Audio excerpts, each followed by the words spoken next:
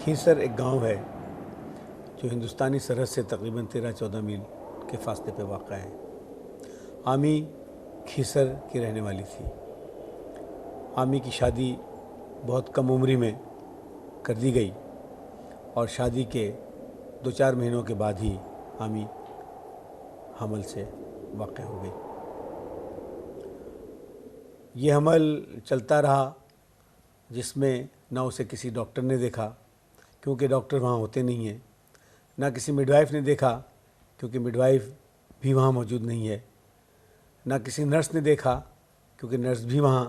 نہیں ہوتی ہے، اور نہ ہی کسی LHV یا لیڈی ہیلتھ ورکر کی نظر اس پہ پڑی کیونکہ ان علاقوں میں ہیلتھ کے یہ بنیادی کارکنان موجود نہیں ہوتے ہیں۔ حمل چلتا رہا، پھر 9 مہینے کے کچھ ہی دن بعد اس کو درد ذہ آنے شروع ہوئے۔ چھوٹی عمر اور چھوٹا قد اس کے لیے مسئلہ بن گیا۔ وہ 3 دن تک اپنے جھونپڑی میں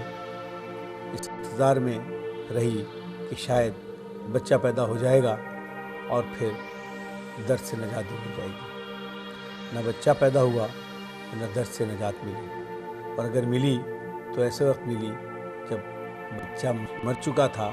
اور مرنے کے بعد آہستہ آہستہ کر کے پیدا ہوا۔ بچہ پیدا ہونے کے بعد عامی کا درد تو ختم ہو گیا، لیکن 24 گھنٹے کے اندر اندر ایک دوسرے مسئلے کا وہ شکار ہو گئی۔ عامی کا یہ بچہ ایک دائی نے پیدا کیا تھا۔ یہ دائی اس گاؤں کی نہیں ہے، کسی اور گاؤں سے بلائی گئی تھی، اور دائی نے بڑی مشکل سے کھینچ تانی کر کے اس بچے کو پیدا تو کر لیا، لیکن اس بچے کے پیدا ہونے کے بعد جو مسئلے شروع ہوئے اس نے عامی کی زندگی کو ایک سوالی نشان بنا کر رکھ دیا۔ کئی دنوں تک عامی اپنے جھونپڑے میں پڑی رہی اور درد ہلکا ہلکا درد ہوتا رہا، اور اس کو کسی قسم کا انفیکشن بھی ہوا جس کے لیے اس دائی نے ہی کچھ دوائیں دی جس سے وہ کچھ بہتر ہو سکی۔ لیکن تھوڑے دنوں کے بعد عامی کا پیشاب مستقل بہنے لگا اور پخانے پر بھی عامی کا کوئی کنٹرول نہیں رہا۔ عامی کو اس کا شوہر ایک اونٹ پر بٹھا کر کے نکلا اور ایک دن مسلسل اونٹ پہ سفر کرنے کے بعد چھاچھروں کے راستے سے یہ لوگ عمر کوٹ پہنچے۔ عمر کوٹ میں ایک لیڈی ڈاکٹر کے دواخانے میں جب عامی کو دیکھا گیا تو لیڈی ڈاکٹر نے بتایا کہ عامی کو ایک ایسی بیماری ہو گئی ہے جس کا علاج نہ تو عمر کوٹ میں ہوتا ہے، نہ مٹھی میں ہوتا ہے، اور نہ ہی میرپور خاص میں ہوتا ہے۔ شاید حیدرآباد میں کوئی سرجن اس کا آپریشن کر دے، لیکن سرجری کی جو فیس بتائی گئی وہ عامی کے پورے خاندان کے لیے نہ صرف یہ کہ قابل قبول نہیں تھی، بلکہ شاید ان کے پاس اتنا اثاثہ بھی نہیں تھا۔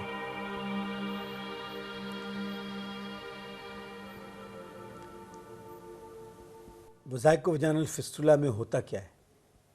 حمل کے دوران بچے کا سر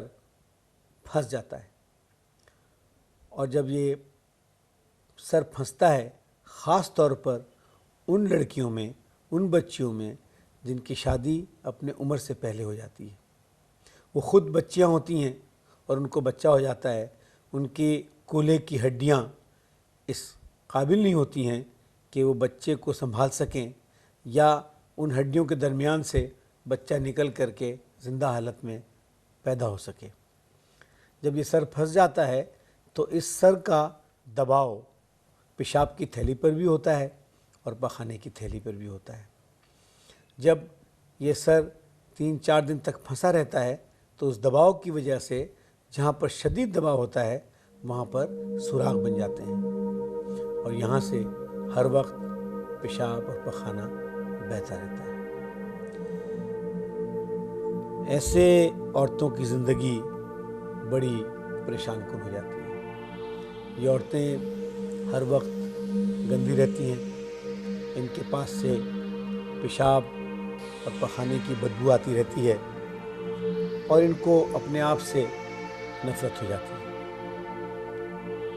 عام طور پہ یہ ہوتا ہے کہ ان کے شوہر انہیں چھوڑ دیتے ہیں اور یہ اپنے ماں باپ کے گھر جا کر کے گھر کے کسی ایسے حصے میں رہنا شروع کر دیتی ہیں جو سارے گھر سے جدا ہوتا ہے۔ یہ عورتیں ساتھ ساتھ مایوسی اور ڈپریشن کا بھی شدید شکار ہو جاتی ہیں۔ زندگی سے ان کی الفت ختم ہو جاتی ہے، بلکہ ایک عورت نے یہ بھی کہا کہ اسے فسٹولا کے بجائے اگر وہ اندھی ہو جاتی تو بہتر تھا، کیونکہ اندھے لوگوں کی تو لوگ امداد کرتے ہیں، فسٹولا کے پیشنٹ سے لوگ نفرت کرتے ہیں۔ ان 100% مریضوں میں یہ مرض غریب عورتوں کو ہی ہوتا ہے، کیونکہ یہ غریب عورتیں ہوتی ہیں جن کو نہ تو حمل کی حالت میں ڈاکٹر دیکھتے ہیں، نہ نرس اور مڈ وائف کی ان پر نظر ہوتی ہے، اور وہ عام طور پہ گھروں میں دائی بڑے غیر معیاری صورتحال میں ان کی ڈلیوری کرتی ہیں، اور جہاں جب مرا ہوا بچہ نکل جاتا ہے تو ساتھ ساتھ یہ بیماری دے جاتا ہے۔ پاکستان میں اس بیماری کی شکار عورتوں کی صحیح تعداد کا تو کسی کو علم نہیں ہے، لیکن ایک اندازہ لگایا گیا ہے کہ پاکستان میں یہ عورتیں ہزاروں کی تعداد میں موجود ہیں۔ مشکل یہ ہے کہ ان عورتوں کو یہ پتہ ہی نہیں ہے کہ اس مرض کا علاج بھی ہو سکتا ہے، اور یہ مرض ایک قابل علاج مرض ہے، اور تقریباً 99% عورتوں میں اس کا علاج کامیاب ہو سکتا ہے، جس کے بعد یہ عورتیں نہ صرف یہ کہ اپنے پیشاب اور پخانے پر کنٹرول رکھ سکتی ہیں، بلکہ اس کے بعد ان کی زندگی بالکل نارمل طریقے سے گزر سکتی ہے۔ ان عورتوں کو ہماری مدد کی ضرورت ہے۔ ان عورتوں کو اپنی زندگی گھر کے کسی خاموش کونے میں مایوسی کے ساتھ اکیلے نہیں گزارنا چاہیے۔ بعض عورتیں یہ سمجھتی ہیں کہ ان کو شاید کسی ایسے گناہ کی سزا ملی ہے جس کا انہیں پتہ بھی نہیں ہے، اور اس سزا کے طور پر نہ صرف یہ کہ اپنے آپ کو وہ پاک رکھ سکتی ہیں اور نہ ہی وہ نماز پڑھ سکتی ہیں۔ عورتوں کو ایسا نہیں سوچنا چاہیے۔ ان کو کسی گناہ کی سزا نہیں ملی ہے۔ وہ ایک ایسی جگہ پر رہ رہی تھیں جہاں پر ایمرجنسی آبسٹیکل کیئر یا جہاں پر ہنگامی امداد میسر نہیں تھی، یا ایسے لوگ میسر نہیں تھے جن میں فنی قابلیت تھی کہ اس عورت کی نارمل ڈلیوری کرا سکیں یا اس کا آپریشن ہو سکے۔ ایسی عورتوں کو چاہیے کہ وہ آئیں اور اپنا علاج کرائیں۔ بعض دفعہ ان عورتوں کو بھی یہ مرض ہو سکتا ہے جن کا کوئی آپریشن کیا گیا ہو، مثال کے طور پر بچہ دانی کا آپریشن ہے، یا ایسی صورت میں آپریشن کیا گیا ہو جب ان کا بچہ ہو اور بچے کو نکالنے کے لیے آپریشن کرنے کی وجہ سے بھی پیشاب کی تھیلی میں سوراخ ہو سکتا ہے۔ آج کل ایسی عورتوں کی تھوڑی سی تعداد بڑھ رہی ہے، کیونکہ بعض جگہوں پر ہمارے بعض ڈاکٹر بھی قابلیت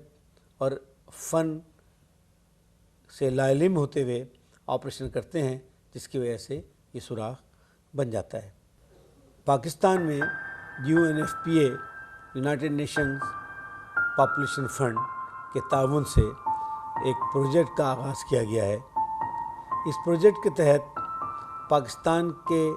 تمام صوبوں میں ایسے مراکز بنائے گئے ہیں جہاں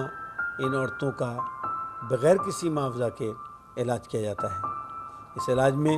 ان کی سرجری بھی شامل ہے، ان کا ہسپتالوں میں رہنا بھی شامل ہے، اور ہسپتالوں میں قیام کے دوران ہر قسم کی سہولت ان کو مفت مہیا کی جا رہی ہے۔ जनवरी से शुरू होने वाले इस प्रोजेक्ट के तहत कई जगहों पर कैंप लगाए गए हैं और ऐसी औरतों का ऑपरेशन किया गया है। आप भी अगर किसी इस औरत को जानते हैं, अपने शहर में,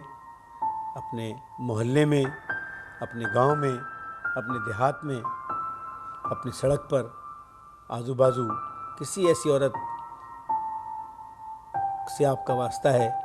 जिसको ये बीमारी हो चुकी है, जिसका पेशाब बह रहा है,